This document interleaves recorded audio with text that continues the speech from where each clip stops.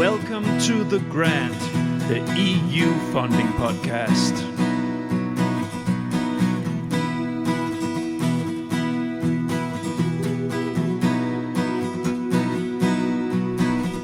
The Grant. My name is Niels Tudor Winter, and I am the creator, editor, and host of The Grant. The Grant is an independent podcast initiative with the ambition to dig into all corners of the EU R&D funding system on topics of interest for the full EU R&D funding community. The lump sum budget principle is slowly being implemented in more and more calls in especially Horizon Europe, but also in other of the European Commission administered funding schemes. In other words, it is a principle that has come to stay. Hence, it's a good idea to get better and better acquainted with it. The Grant will of course do its best to keep you, my dear listener, updated and informed on lump sum. In this week's episode, I have invited EU funding manager John Stian Haukeland from the private research organization Danish Technological Institute into the virtual podcast studio. John has been involved in a good handful of lump sum proposals and projects when supporting research teams throughout his organization the last couple of years, and have acquired a lot of knowledge and understanding of how to work with it. He shares with us how to work with the lump sum principle in all practicality, both in the organization, dealing with the administrative side of it, and of course in relation to shaping proposals under this principle and carrying out projects. In other words, in this episode you have lots of nice reflections and tips based on experience. Remember that I have added time codes to my episode so you can move back and forth in the recording for the elements that have specific interest for you. Please enjoy.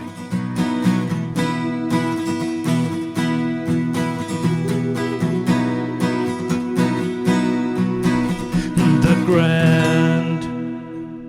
Welcome to The Grant, the EU funding podcast. Today we're going to talk about something that is important for a lot of you people out there that are preparing proposals and that are implementing projects. We're going to talk about lump sum today. Ubiquitous subject on LinkedIn. These days, on and on again, it pops up in my feed, lump sum, either from the Commission or from people who are asking questions or worrying about it, so on and so forth. So, of course, the Grant in the editorial office, we are digging into these things and inviting guests in. Now, I have a guest. And I've already been talking way too much. John, welcome. Thank you, and thank you for the invite, and thank you for you and your editorial choice of this topic. And I hope today we can demystify lump sum in Horizon Europe together, or at least shed some light on it. Yeah. And because this is what there's a lot of things going on around this lump sum, right? Because it's whenever there's a new principle introduced in relation to the framework program principles, people, whether it's content, whether it's the template, whether it's new discourses in the template, ethics, so on and so forth. Whenever new things are introduced, people, they are, how to do that? How does that work? And what does the Commission mean by that? And so on and so forth. There are always a lot of questions. And of course, the Commission, they do what they can to reply to that through their channels, webinars and stuff like this. But sometimes people are still left with questions. And as the Grant, this is what I do. I try to inform people about the different elements of proposal preparation, among several things. Yeah. And John, we'll wait a little bit with that. Introduce yourself shortly. Yes, again, thank you. I'm John. I'm working on supporting Horizon Europe collaborative projects. So that's pre-award. And then also spends some part of my time on pre-award, which could be EU lobbying, let's say maybe against a big rollout of lump sum or other things. We spend a lot of time on capacity development and awareness raising of Horizon Europe initiatives at the Danish Institute of Technology. And then I'm also quite active on LinkedIn. So if some of the listeners want to connect, they should feel free, and we can continue the discussion also after the show. But maybe I can just also say a few words about Danish Technological Institute, which are probably referred to as DTI for the rest of the podcast. Well, I guess DTI, we are a research and technology organization, the leading one in Denmark. In this context, we've been active in Horizon Europe and these previous framework programs for more than 20 years. And I have always found them very interesting and supportive of our main mission, which is to partly bridge the research with the market. So this innovation valley of death, some of you will be familiar with, but also on a more down-to-earth mission statement, we're trying to bring value to the technological gains research make and make sure it's applicable for small, medium-sized enterprises mostly, but also, of course, also big companies. We work very widely across many thematical areas as greening technology, digitalization, future food, much more, and have most of these areas represented in ongoing or previous EU projects. Yeah. How is it you are in this framework of the GTS institutes in Denmark that are sort of publicly supported private research organizations, so to say. So you get a on block every year some money from the government because you have the label of official testing. Yeah, you can say that. Certifying organization. Yeah, you can say that. In a European context, we refer to RTOs. Many RTOs would have much more basic funding than we do. We have these performance contracts, which is projects funded by the government. We need to deliver a certain project for. In Denmark, I guess the most famous one is the inventor service, where people can come in off the street with a great idea for an invention, and we will help them all the way from refining that idea to, let's say, patenting it. But it's also pushing the new agenda, CCUS, it's biosolutions where we valorize side streams. But this, for us, RTOs comes is in many, many different forms across Europe. In a big European scale of things, we are very commercial RTO. We work very close with the market. You will have other, the Dutch TNO, which have more basic funding and work slightly more closer to research than we do. So we are a group, we are family, but as within most families, we are also quite diverse. Thanks, John. So as a matter of fact, Danish Technological Institute was actually on my paper block, on my list back in the days when I was preparing this podcast before I had launched it. So this actually it shows how long the circles are when you do podcasting, and how long that can take before you get your people on board.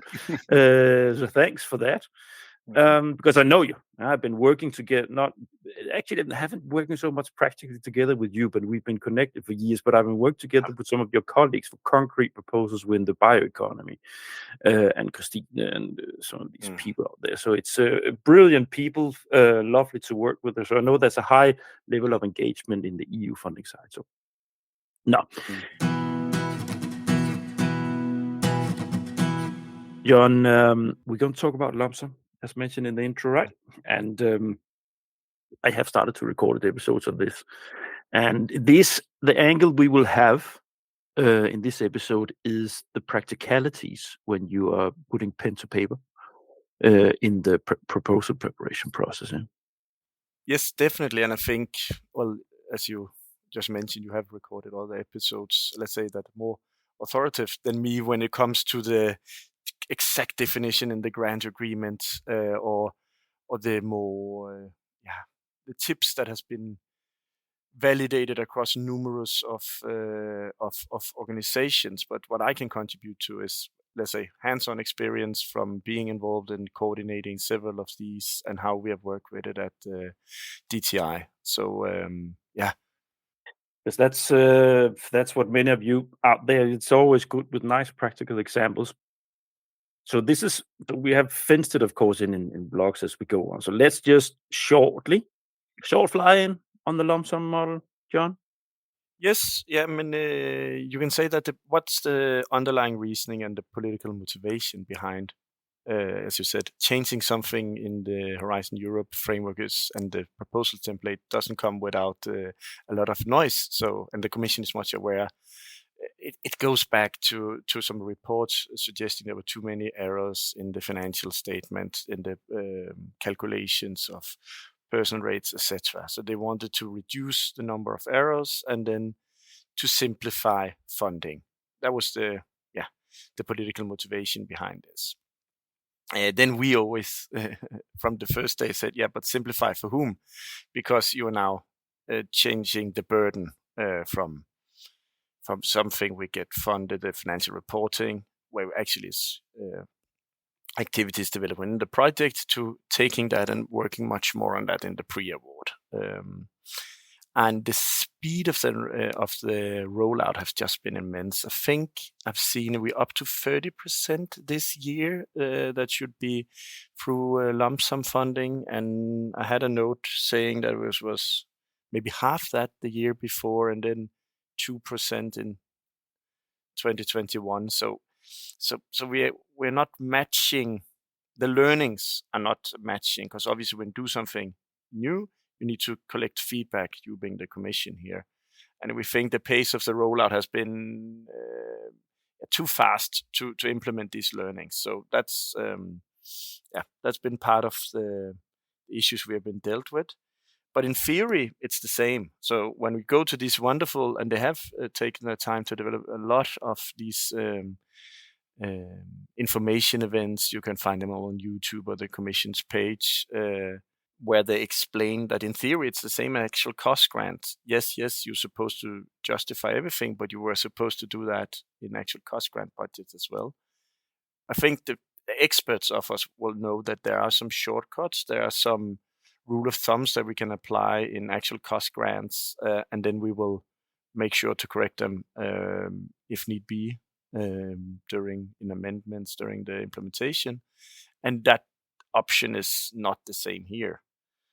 Very basic, very simple for those who haven't come across lump sum.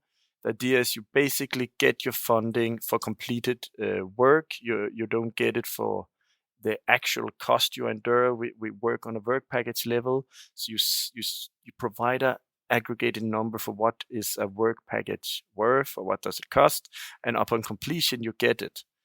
The Commission wants to keep us in a positive cash flow, so you would have, let's say, transversal cross-cutting work packages as project management, dissemination, exploitation, communication. You will tend to split along the reporting periods, because then you can get the money out. So again, so that's on the fly in here. I think from what I already have acquired of knowledge around this, it seems more like it's easier for the funding administrator and than the beneficiaries. But the Commission would, of course, not agree to that perception. But there are some elements here also that it's simplification, right? Yes, that's the thing. But yeah. But it comes along. So let's just start moving into talking a little bit more detail, because then we will touch upon these things as we move along. First and foremost, the key elements and the principles you already mentioned a little bit, but from the top. Yeah, but the key element is that work package is king. As I said, it's the work package you get paid out for.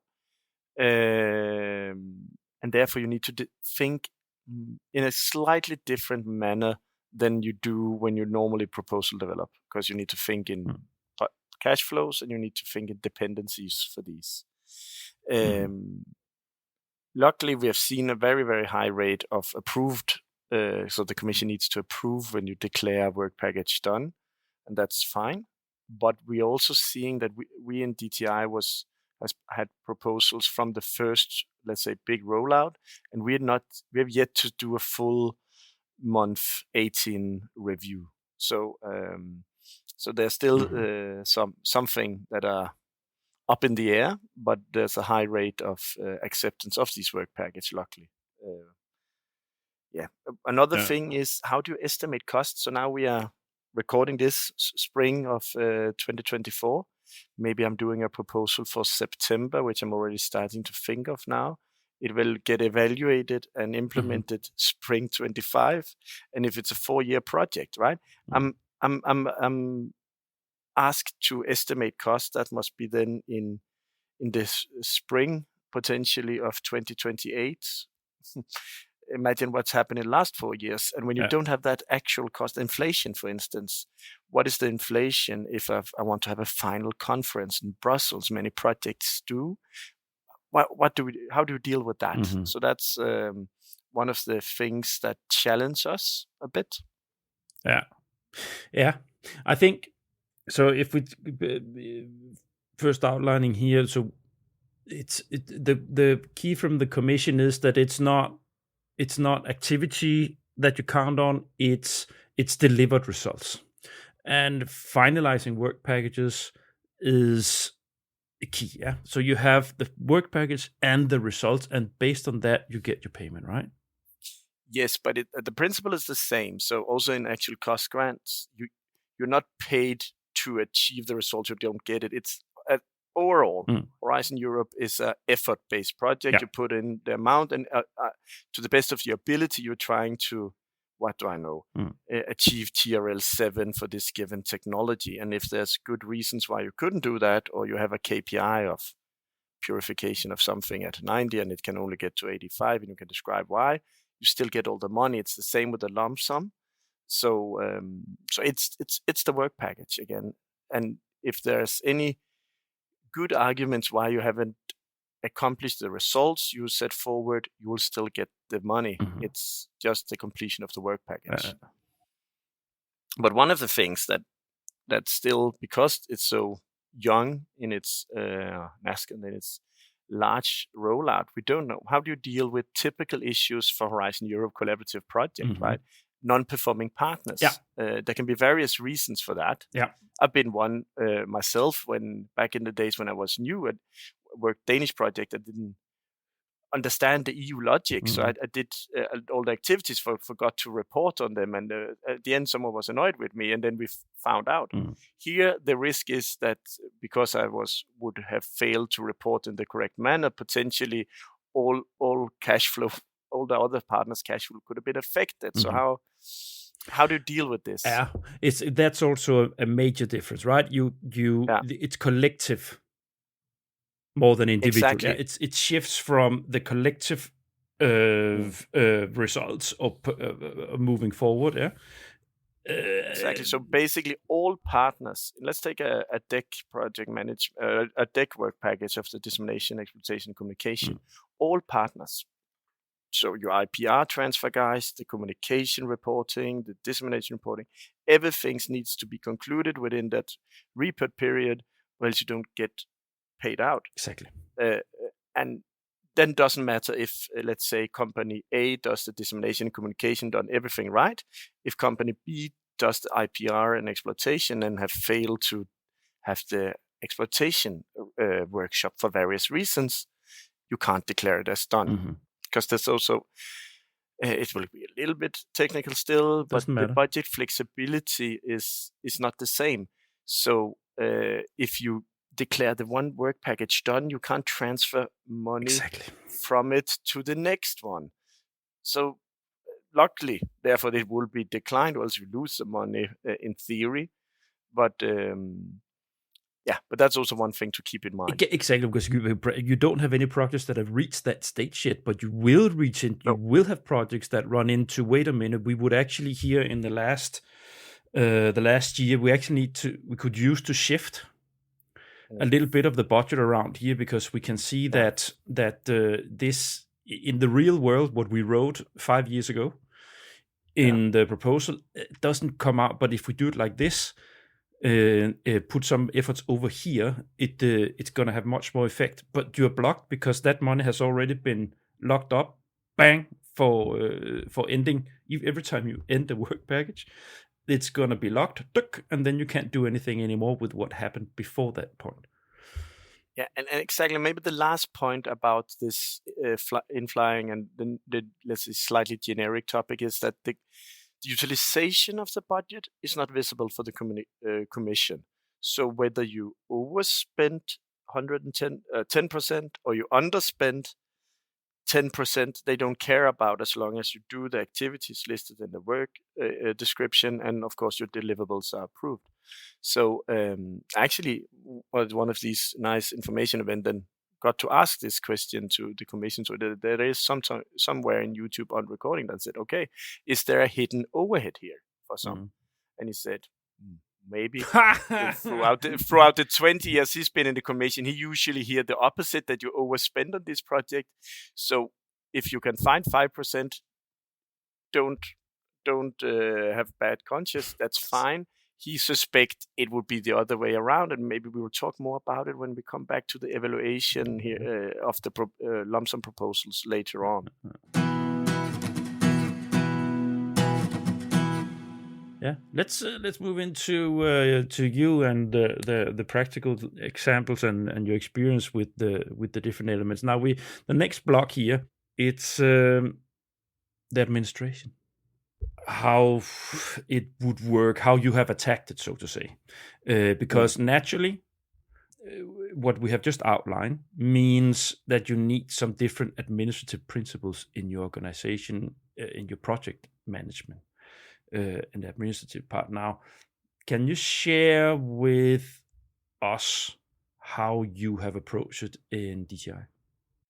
Yeah, so we get our first lessons last year. So now the year before last, and now we have enough learning to start, let's say, doing a best practice. And what the first thing we do is that we inform the researchers, our specialists, that this is a lump sum project. Because, imagine the funding tenders portal, it says Horizon LS grant something, right? 9 out of 10 of your specialists and a researcher will never notice this. Exactly. So we inform them, and we inform their head of centers here, and tell them a little bit what this entails. So from my perspective, it would be, you need to budget in more detail. You need to think a little bit about who you collaborate with, and you need to spend more time in the pre-award. So I sit down with them and explain this. Then if they decide, we can still do it, then at the first, let's call it consortium meeting with all the core partners you usually have in these proposals, I come and then explain all the partners it. And that's really important, because my number one tip is you need to start the budgeting early. We always say that, as the research supporters, but this time we actually mean it, and it's really important, because you should expect many more iterations, and you should expect to deal with more uncertainties. And therefore, it's not something to do in the last week. It will not be qualified simply. I've been doing this since 2018. Maybe I can do actual cost grant budget in a week, and it's fine. But you can't do this because you're so dependent upon what the other partners will deliver for you. So again, I go to the researcher, tell them, hey, it's a lump sum grant. I tell the partners, what does it mean? And then we set up a process. Let's say there were a lot of lump sum grants here in February. We started this process in October. And we make a very clear plan that just after Christmas, we will start the budget lump sum process, and you need to book appointments with your financial officer if you have them in the organization. So we prep it more than we usually do, and give them tight deadlines, because we have these many iterations. So have you internally, you are a rather large organization. I know you have a project department, which you are part of. Have you got financial people there, or do they sit in another department? So yeah, maybe I didn't explain that. We worked in the international center that supports 36 technical centers at DTI, I think we're close to 1,200 people now, so it's a fairly large RTO. Organization. Yeah. No, but we have our pre-award, post-award distinction is that the project controller sits in finance, so they help with the compliance of these principles that we do it right.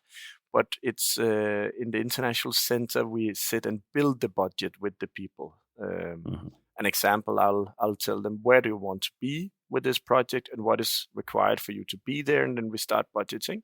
Then when finance looks at it, they look, is this right? Is this cost well justified, etc., etc. So we need both, but it's at least with us, it's different competency, and we have just developed that competency in-house in the team. For instance, I had 5 years at CBS, Copenhagen Business School, so a little bit of finance, a little bit of managerial economics sits with me. Did you train the finance people? Did you give them a training on lump sum principles, or how did you? So the people that needs to sit with this in all practicalities with your project, with the projects in relation to, they've been used to the actual cost model. Have you done anything internally in relation to that in your administration on that? So great question, but no.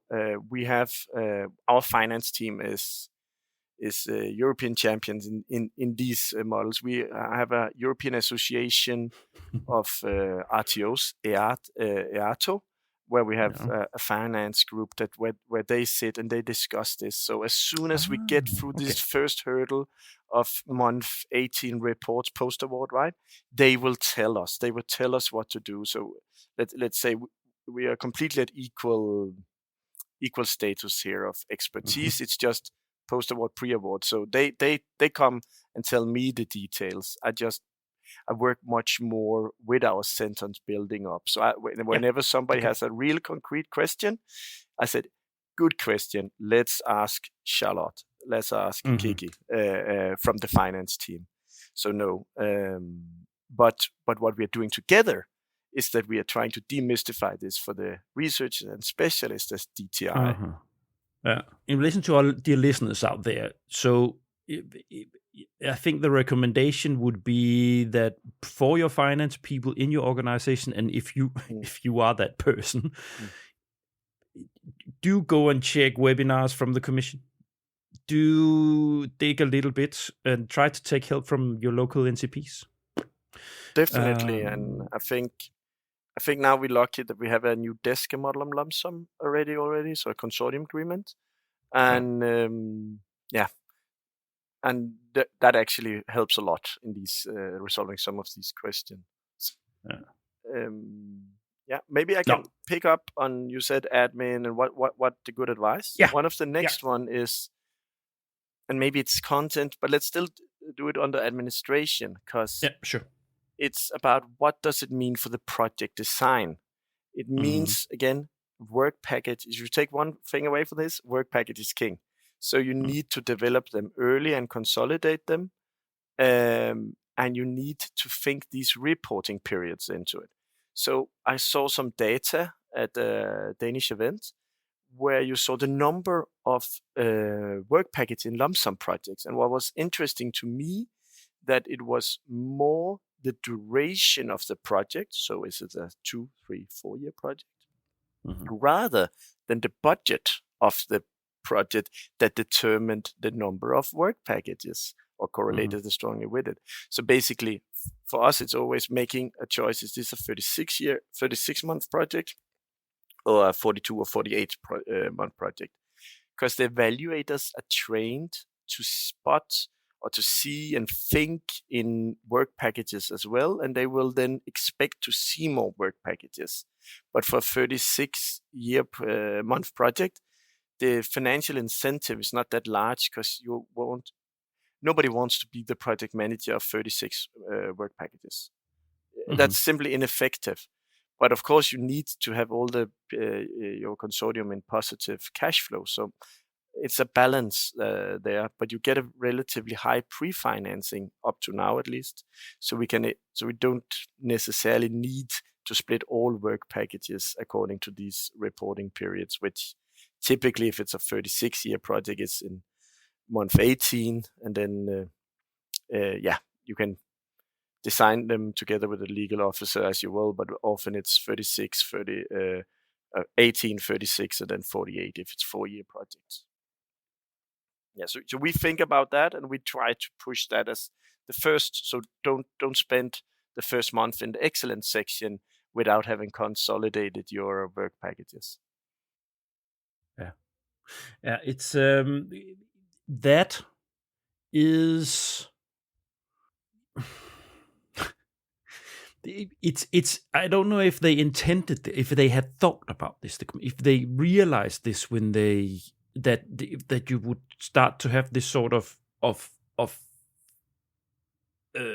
planning work package at like formal setup, that you would have to split your work packages up like this. So you would have 4 work packages on coordination and 4 work packages on dissemination, communication, exploitation. So, but that's simply also too much. And let's say for these theoretical problems we have talked about so far, I would say all the RTOs I know and are deeply collaborating with, we collaborate in a positive spirit here, in good faith. We believe there will not be any problems, so we involve people. We don't have one LCA partner, only them active in the LCA. No, if you want to have a really good LCA, which is life cycle assessment, which particularly for cluster 6 are very frequently used, then you need to involve the industry partners. You need to involve research, and we do that.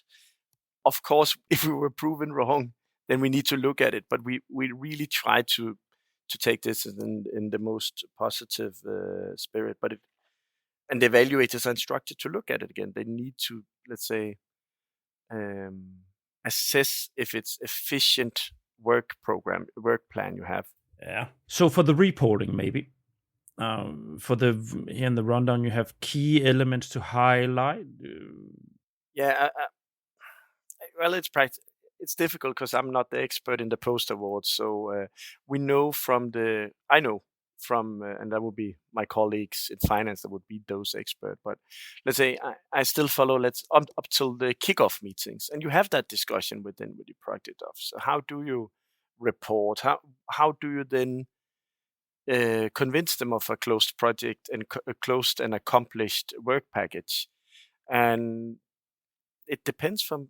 I think it's fair to say that this is still also new to the commission, so there are also a discrepancy, or at least a difference, between how comfortable project officers are in managing these these lump sum projects, and what kind of recommendations they will come for you with.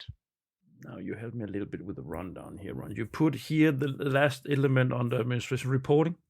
Yeah, I think I don't necessarily have that much. I think that's one of the things we maybe should cut off. What do we know?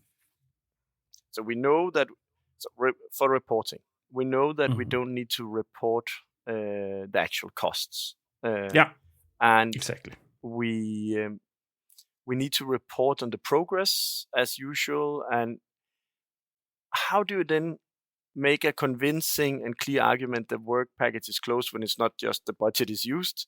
That's the trick. But we have, again, that would be with our centers and with our researchers. Some are excellent at this, and it's coordinated several projects. They will know what to do.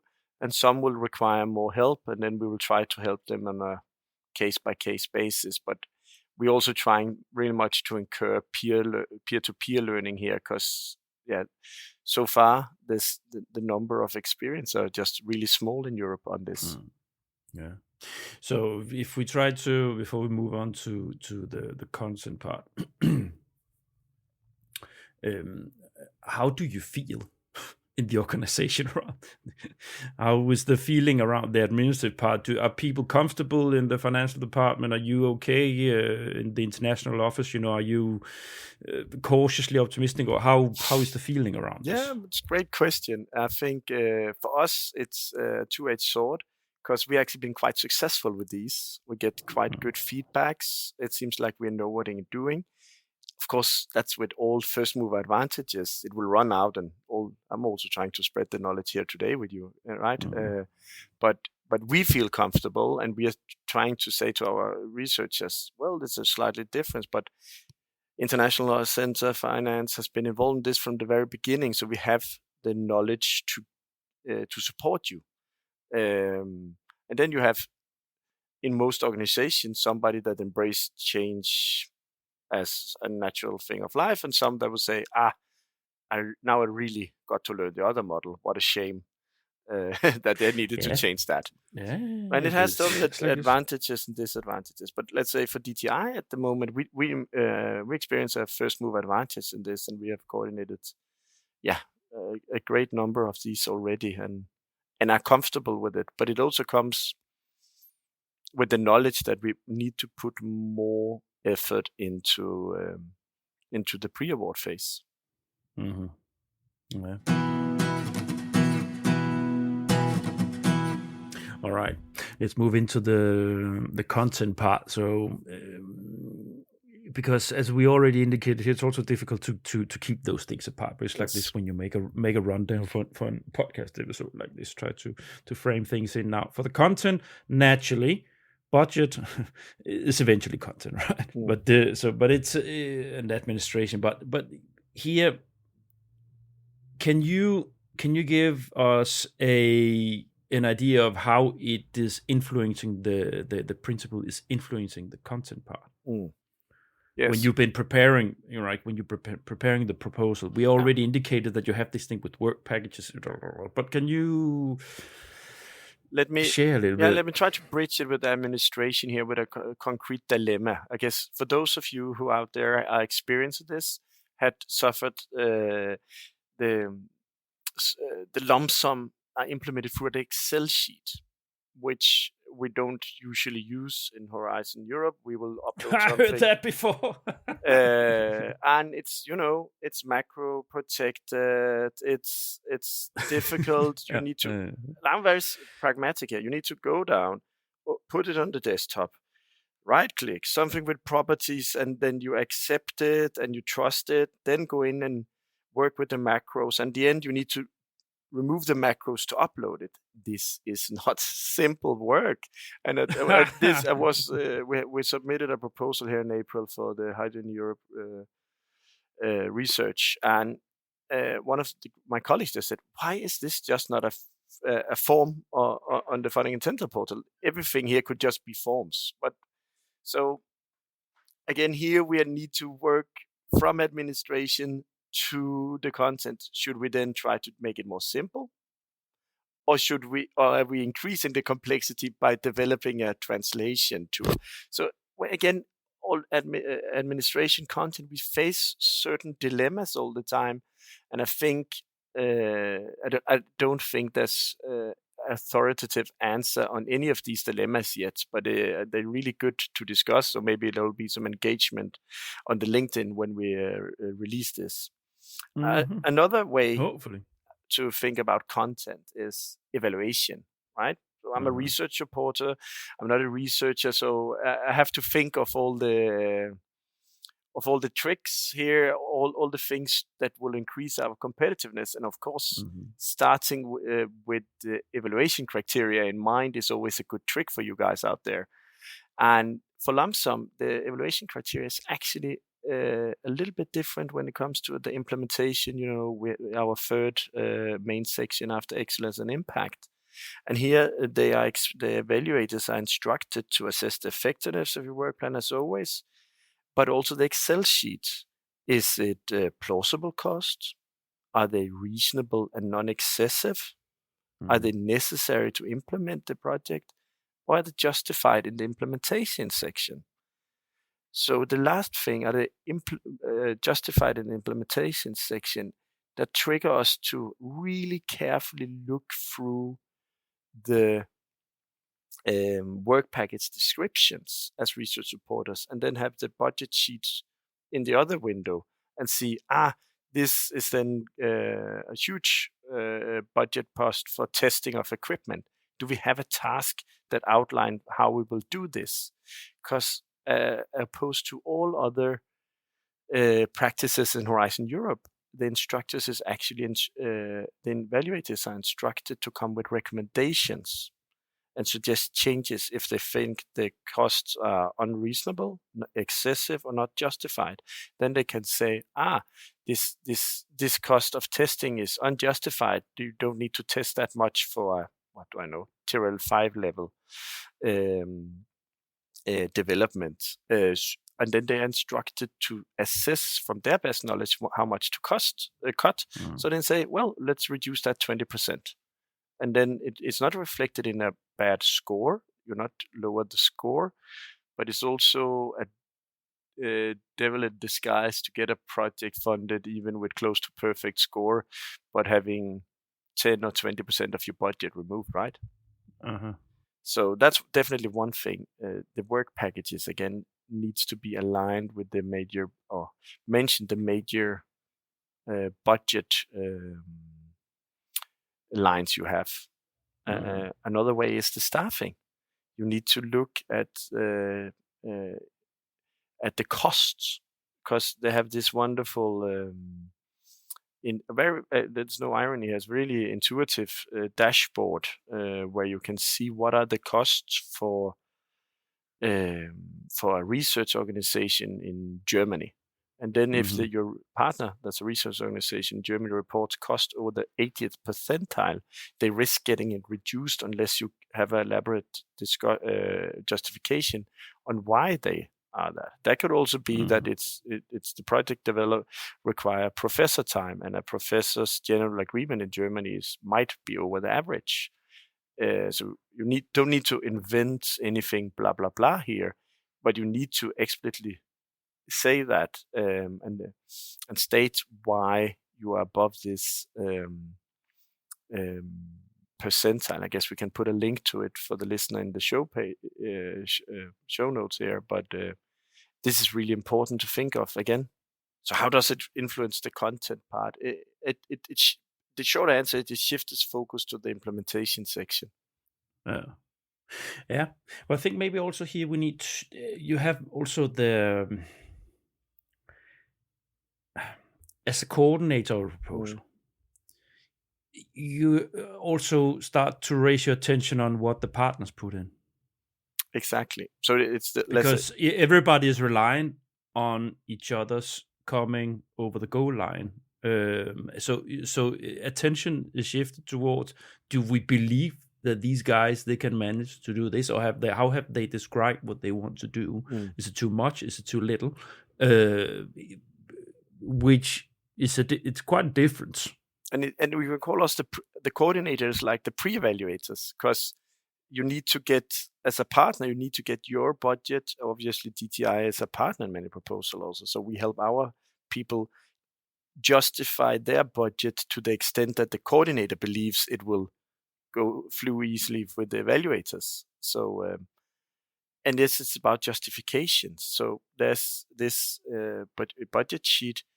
There's a tab called additional information. It's like, now we become technical, but it's like a 3.1 tables where you justify your expenditures in the proposal. They just wanted it done for the lump sum in the lump sum Excel sheet as well, in a different format. And we tend to push when we coordinator tend to push our partner to fill that into some great detail, because rather spend one day more explaining even why we are what the travel rate is for us going to a review meeting in Brussels, if we were to do that, than risking having half the travel budget cut. But again, we don't have necessarily a base where we can say that you need so many details before you're not getting cut. We are still aggregating these findings, and knock on wood, then DTI has not yet have any of our budget cut in the proposal, but we have a lot of collaborative good friends out there who has, and we're trying to learn from that as well. But tell me, in all practicality, when you develop proposals for the lump sum calls, the flow of work, and so compared to what you would normally have done for an actual cost, proposal. So when looking at the flow chart of between the work packages and so on and so forth between the partners, and did you approach that differently? Overall, you can say that, as the commission is right, it's still the same proposal you need to write. But of course, you start with first things first. You start with the most important. So again, we'll push them to develop and consolidate work package quite fast, and we will push them for an elaborative budgeting phase. But it's again, I start with going out to the centers, explain them what is lump sum. I explain it to the partners if they decide to move on. And then I explain these basic principles. You need to focus more on work packages, and you need to think in reporting times. You need to think in number of collaborators. For instance, in actual cost grants, sometimes your end users will have 1 month against a work package in the middle. Maybe they're mostly involved in the scoping in the beginning and demonstrating in the end.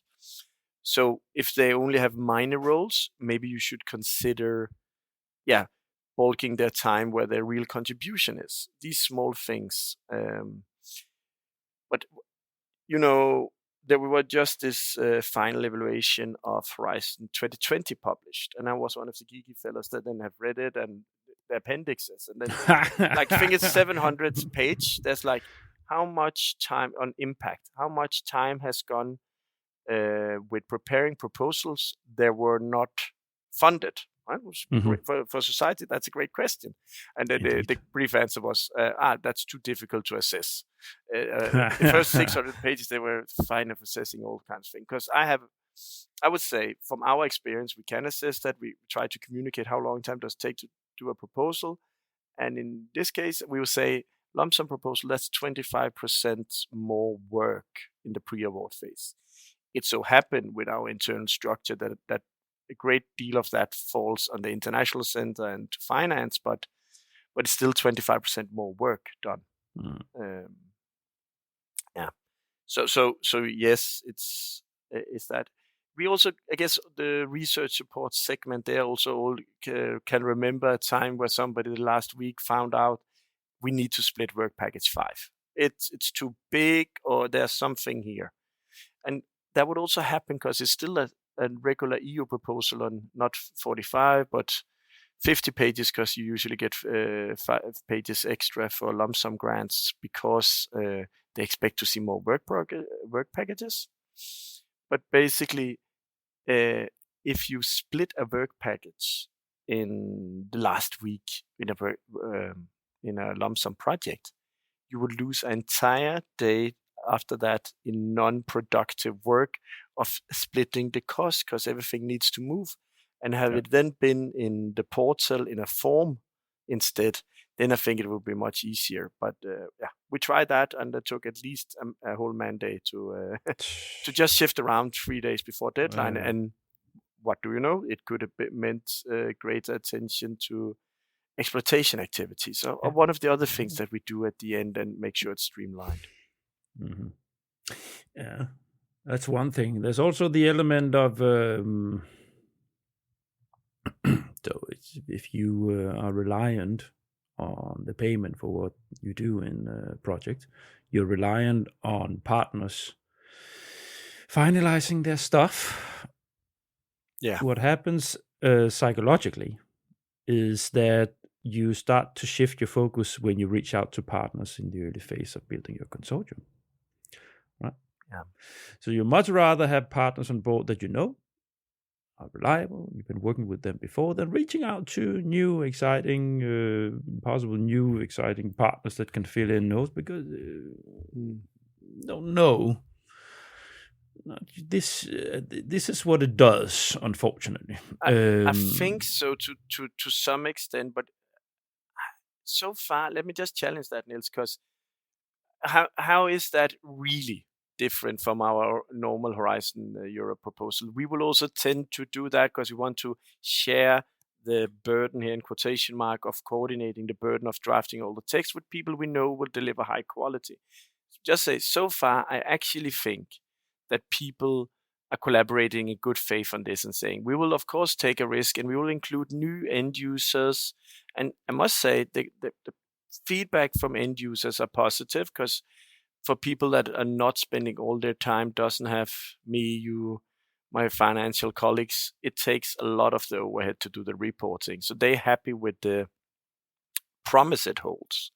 But again, we can be proven wrong. But I would say I haven't seen these in practice, these closer circle in a lump sum grant and the actual cost grant. But again, there are many people out there with experience, and you might have a different view on this than I do.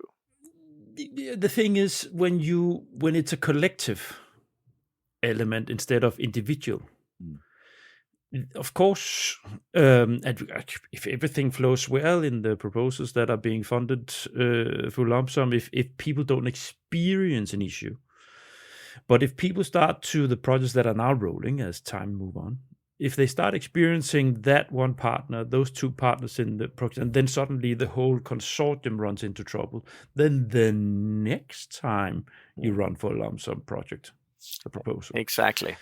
And that's not, so it's not, people have been doing their partnering and so on as they would normally do in the first rounds, but that's when you have a collective punishment, so to say, if one partner is not delivering, and then you cannot lift the task, so to say, collectively. Of course, if you run into issue, if you're like burnt child, right? So then the next time you do something, you choose the ones that you know that you can rely on. It's just normal psychology. I agree, and I think the Commission is also doing quite well here on communicating this. I think the last information session they had, they showed a graph of 98% of work packages approved in the first instance. So I think also they are aware of this. I'm confident saying, particularly. So again, the European Association of RTOs have been very vocal in saying, slow the pace of implementation, need to pick up learnings. They didn't do that, but they have listened to what we have said. So they are aware of these criticisms. When I see their PowerPoints and the presentation, I see sometimes they can call it myths. Other times they can see, let's say, open questions. That's as far as I see they meet us and they recognize this. So I think also very important to give you feedback to it. And if you're not large enough to be part of a European association and can lobby that way up, go to a national contact point, the NCPs, when you have issues with this, and they will bring it up in their groups.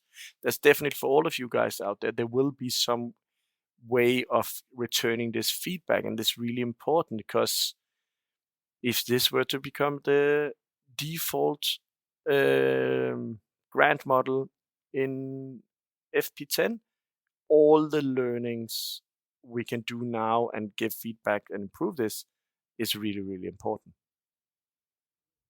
Actually, I've just moved into the next block, open questions, without realizing it. So that's actually what we're talking about right now. So it's those things that we don't, speculations, but doing a simple deduction in your head around how these things, they work out in all practicality. Is there anything else? So here, collaboration, where the budget model actually might generate some conflict or unforeseen effects in the relation between partners. Is there anything else? You say here, will we work on smaller consortia with our existing friends, which is basically what we just mentioned, right? Yeah, as an open question, and I think maybe it's even more interesting to talk about the last point, that's the conflict resolution, because we all have basically, particularly large organization, they will always be really good partners and sometimes non-performing partners, because it depends on who you work with and everything. One truth is that some university, public institution have very elaborative hiring processes. So if you're dependent, your project on getting a head start from something the university should deliver in the first 6 months, then you're in for a headache. You need to think of these things already in the pre-award phase. And normally we are solving this, and it's a matter of finding a common understanding and understanding each other's horizon. What are we looking for here? But when it did come money on the table, what then? What if you to some extent you can have influence in these reporting periods? What if you had a very short one in the beginning? That conflict can arise from that, and I'm sure we all will manage, and particularly large organization or professional organization and the SMEs are happy to be part of this, and we have obligation also to help them in this reporting. But it's definitely a question that people are talking about. And what I've saw this year, 2024, for the first time, is also you see lump sum in budgets 8 million, 10 million, 12 million, and that's so complex. I can see maybe it's a simplification for CSA 1, 2 million, maybe you 4, 5 partners. Maybe it's fair. But when you have a cluster 6 topic, cluster 6, you want to have as many partners, multi-actor approach, what have you not, involved here. And you have a large budget, let's just say 7, 8 million. Then the complexity really gets going, and there's so many uncertainties. And one of the things that we saw so far is that people are becoming a little bit, we try to demystify it, but maybe we also put a scare in people, because at the end of the day, it's not different from budgeting at an actual cost grant. You just need more justification. You need to start in better time. But then we see people needing more and more approvals, or wanting to see full work packages instead of work packages with tasks in bullet points, right? You know how these proposals develop. You can't have the full work packages within the first month. You need to do these small iterational to the end, and then people are coming reluctant to budget based on that. So yeah, and I think, and we haven't even touched upon how the commission officials, project officers, and so on. I know from Joram about SIF that I've been recording an episode on about the lump sum, small introductory episode, that his sources in the commission, they are also sort of weary. Yeah. The individual project officers, they like, not for a quote, right? But they express a certain uncertainty about what's going to happen with some of the elements here that we have also discussed here. So and what we reflected, Joram and me, in that episode was that, why didn't they wait a little bit?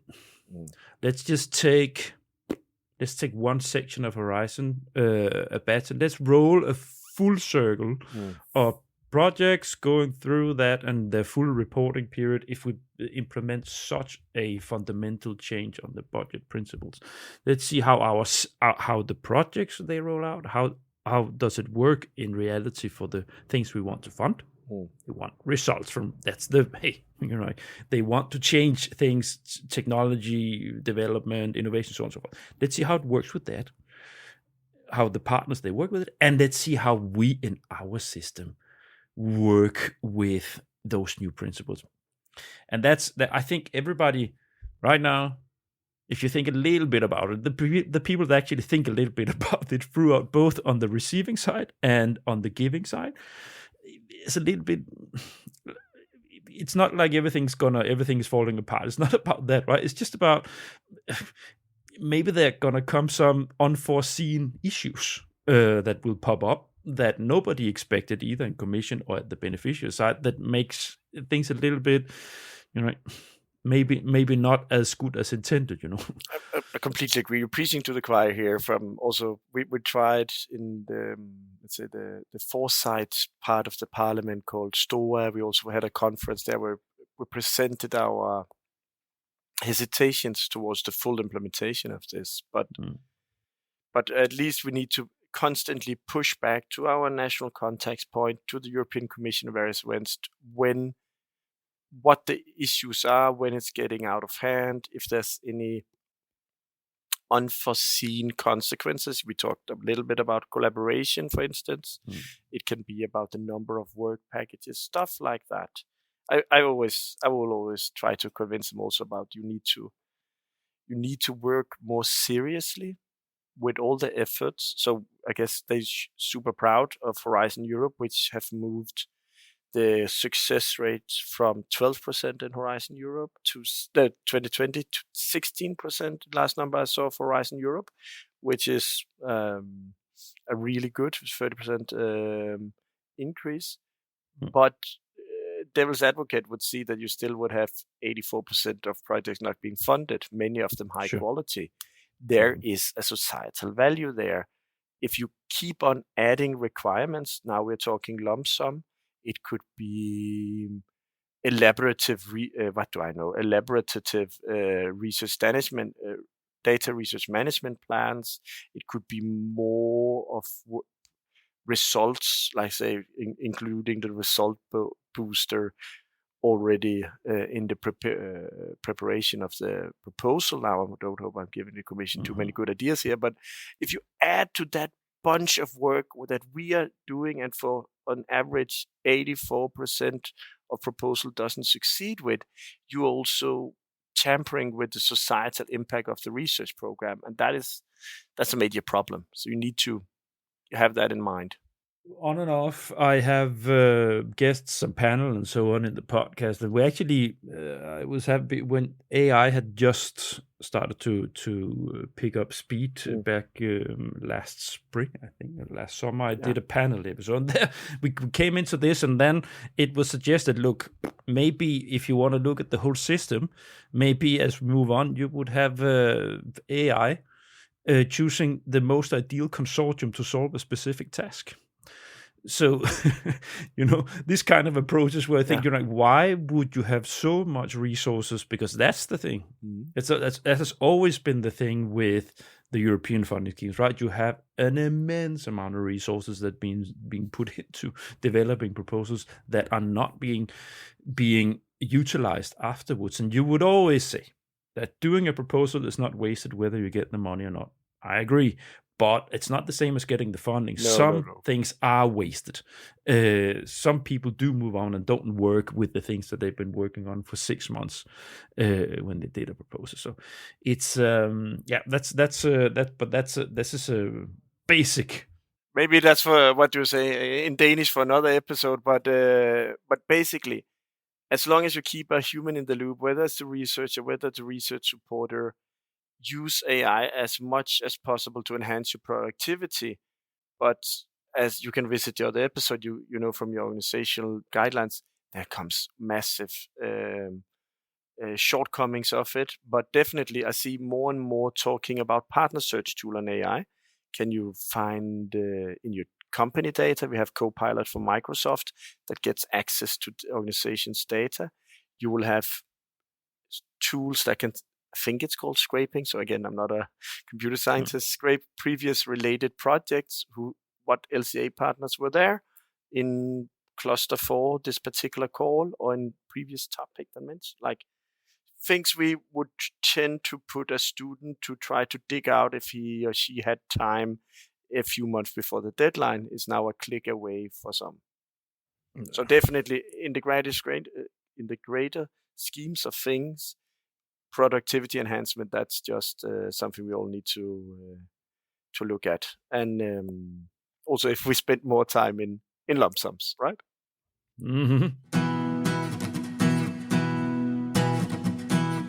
Now let's because I think we're slowly moving towards the end here, but I put in here, do you have some examples? Do you have some ways of working with the lump sum proposals that, or have we sort of covered it through the talk we had? Is there anything you want to highlight from the work, the practical work you did?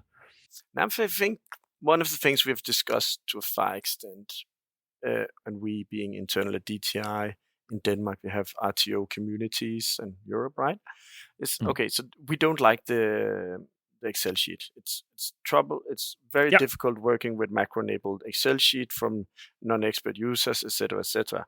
Should we then just do our own version and then sit down with the translation? Or are we then adding to the complexity because we need to hint to people what they should expect from us? And it's been really difficult. I've seen some really unelegant examples of these, can I call it translation schemes or partner input sheets. And I've seen some that worked very well, but the problem with those who work very well is then they require almost one-to-one somebody to put the equal amount of time into translating into the commissions. Yeah. So if you do it, you need to do it right, and you need to really simplify it, but then you should really assign a lot of resources to then translate it for your simple input sheet to the complex one for the commission. And doing so, I only recommend if you have very large consortium and you definitely have a research support office that can help you in this translation. AI might be able to help with these kind of things as we move on. I think so, but, definitely, or maybe at least programming, right? Because you want to. We don't want any hallucination in the budget. But at least, well, I know because Yoram and Inspire Science, they also made a shadow Excel template of it because it was the same issue. Yeah, so you can't do anything there, so you need to do some sort of shadow scheme that you can work with, sheet you can work. So yeah. And how elaborate do you then do that? And can you do something in bilateral meetings? That's open questions that depends on the complexity of the project or the proposal and the resources you have available. Sometimes you, God forsake, only start 4 to 6 weeks, worst case scenario, maybe before the deadline. Then you wouldn't have the time to do these kinds of iterations. Then you need the numbers in the block as soon as possible. Do you have half a year, best case scenario? Then maybe you have time for it. Any other practical examples? I think for large organizations listening out there, I think definitely there's something worth you taking your time to demystify for your researchers. Whether it's a webinar or if you can have any other kind of activities. I don't know. Don't necessarily believe in intranet and newsletters, but stuff that actually can create engagement. If you have a quarterly meeting with the researchers that are very interesting applying for Horizon Europe funding, or at university, I understand you often would have central EU offices, and then at faculty or department level, you will have your research supporters. You work in a more loose coupled system. Make sure that everybody in this loose coupled system is aware of this, because if 30% of the funding is going to be implemented through lump sum funding, you don't want somebody spreading the words, we're not doing this, because that's a big part of the budget you are not competing for then. It's not a bad strategy. No, exactly. And then I think I do a standard slide on 5 slides or something that you either can show to and send. First instance, you see this and want to alert your researchers, so you don't need to reinvent the wheel all the time. And the same for presenting in the consortium, because it's the same information they need and it's the same questions. For instance, what we always discuss in these meetings is then how many work packages do we break into? And I said, first thing first is how long is your project? Because that would affect it. But let's have a general discussion. Do we want to break into as many as possible, keep as much as possible in positive? Well, we always tend to have positive cash flow for people, but do we want to really accommodate to the model, or we want to be more lenient and not manage that many work packages? Yeah. And then the final note is that somebody go to the complete other end of the scale and say, wait, we are 5-8 large organization. Cash flow doesn't matter for us. We're like, universities, big RTOs. It's the promise of the money that's more important than the money when you have that that kind of system. And they say, let's do a normal Horizon project. We don't split anything up. And that's a problem too, because then the evaluator has been briefed. You have given 5 pages more in the proposal. They would expect to see you accommodate to the model. So somebody needs a push to say, don't overdo it. Let's not have 36 work packages. And some will we need to have a gentle push and say, let's at least split the project management and dissemination. No. We actually that also it makes a little bit up with the do's and don'ts section that we are hitting on now, right? So it's is there anything you want to recommend and not recommend? I think that's we touched about this partner input sheet. Don't spend your effort doing something that as complicated as the commission, because then easier for people just to use the commissions one. And if you do want to then have a simple input sheet, expect a lot of work going to transferring from your part, going to transfer it into the budget. If it's for, let's say, for research supporters out there listening, it's the same with administration info. Remember your own organization. We tend to do that all the way at the end, but particularly if you coordinate it, it's a huge budget, so you need also to keep your own people on the to the fire on this, and it's not something to wait for the last minute with, not for your own organization either. And then I think I have just put down 5 points from our conversation here. That might be the do's. Yes. Or maybe it's the wrap up. I don't hope so, because you should of course have that. Hit me. It's 5 points would be that work packages is king. Yeah. The second one is start in good time. Mm-hmm. Third one would be don't be afraid. It is at the end of the day the same. And then the fourth is justify, and justify, because the fifth might be overlapping. Have the evaluator's job in mind here. They are actually encouraged to look for excessive cost, non-pertinent cost. They're instructed to look for your justifications, or else they are actually paid. They get extra money for reviewing lump sum projects because the commission says it's an extra burden. They're actually paid and expected to then come with recommendations to cut the budget or simply move non-pertinent tasks. So yes, we are writing the best and excellent project we want to work on the next 3 to 4 years, but we're also writing for whoever the 3 evaluators will be. Mm-hmm. But I have just had a dark thought.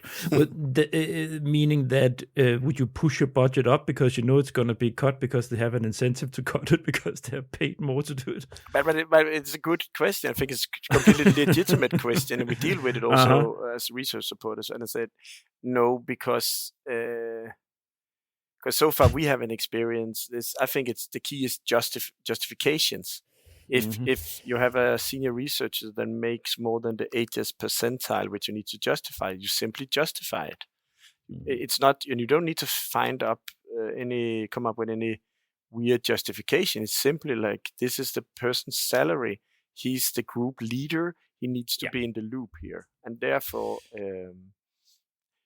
whether some organizations you partner up with would try to do that, I don't know, but if you're a coordinator, you can look at what does your last 2 action grants, what did the dissemination cost were there, what were the LCA costs? If they plus minus 10% is perfect. If a LCA partner wants the double amount now, as he wanted in the actual cost grant, I guess you need to have a bilateral meeting with him and discuss budgeting, right? So it's again, it's the practice we are used to. It's just a little bit more important now because we are not reporting on the actual costs. We are from this best estimations we are making now in good faith. All right.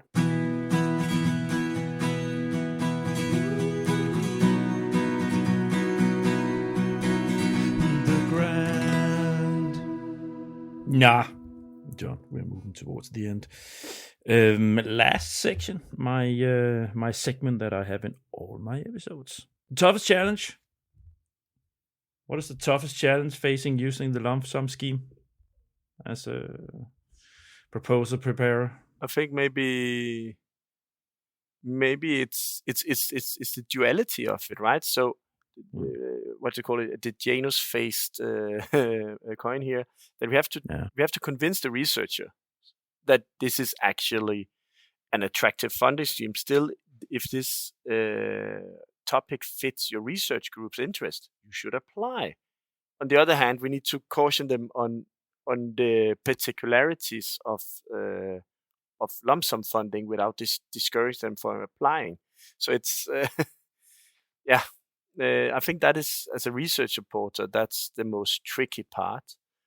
And I guess if I were to put myself in the researcher's shoes here, it's knowing that it's these work packages king, but you don't get the project granted with 3.5 in excellence section and 5 in the implementation sections. You need to lift all sections of it. So that's to also devote the time to the excellence and impact sections that are required to do a competitive proposal at the same time. Yeah. And then at the end, as let's say you're a decision maker, you're a research leader, then it's to navigate the dilemmas and the decisions. Is this a financial risk for you? Yes, no. Is it something you should devote extra resources to? It's a good question. On that note, my dear people out there, I wrap it up here. So thanks, John. I'm just going to wrap up the episode before we say goodbye to the listeners. So, dear listeners, thank you for listening to the end. Hope you enjoyed this geeky, nerdy digging into the lump sum proposal preparation. As many of you people out there, you are engaged with this on a day-to-day basis. So I hope this gave you some food for thought and input and reflection.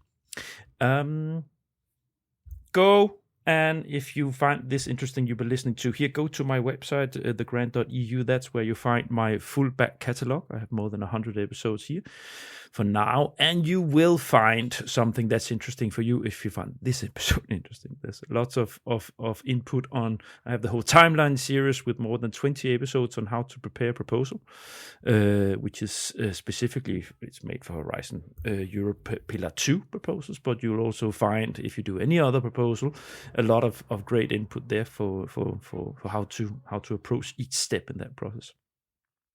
And while you're in there checking out that great stuff I have in there, you can, by all means, subscribe to my email list. So if you have any sympathy with for the thing that I'm doing here as an independent podcaster, by all means, subscribe to the email list. And finally, connect with me on LinkedIn. I've recently actually made The Grant page on LinkedIn, and I've started slowly to invite my contacts onto that. That's going to be my main platform on LinkedIn. I'm still going to use my personal profile, of course, for the flow, but to go in there because I would like things under the Grant page, so you'll get the flow of everything I like will come under the Grant page. So it's going to be hopefully a nice flow, a nice stream that you'll have there for anyone interested in all these things about EU funding. No, John, that's it. Perfect, thank you. And I just want to echo that. I went into your back catalog and I saw the show notes you put in each one. That's quite interesting, and thank you for putting so much knowledge out to us. Of course, thanks, and that's of course thanks you for mentioning that, John, because I actually it's rare that I mention it, but yes, each episode has its own website. This episode will also has its own website, its own site where you will have a link to John's LinkedIn profile. You will have a link to Technical DTU, Technical Institute. Danish Technological Institute, yes. Danish Technological Institute, sorry. We're always mentioning the DTU there. And links, I will try also to have other links in relation to lump sum.